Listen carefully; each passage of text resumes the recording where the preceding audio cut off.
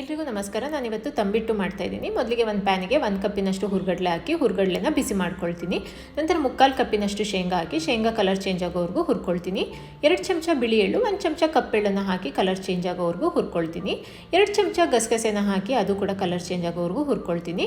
3/4 ಕಪ್ಪಿನಷ್ಟು ಕೊಬ್ಬರಿ ತುರಿನ ಹಾಕಿ ಬಿಸಿ ಮಾಡ್ಕೊಳ್ತೀನಿ. ಈಗ ಮಿಕ್ಸರ್ ಜಾರಿಗೆ ಬಿಸಿ ಮಾಡಿ ಇಟ್ಕೊಂಡಿರೋ ಹುರ್ಗಡ್ಲೆನ ಹಾಕಿ ನುಣ್ಣಗೆ ಪುಡಿ ಮಾಡಿ ಸಾಣಿಸ್ಕೊಳ್ತಾ ಇದ್ದೀನಿ.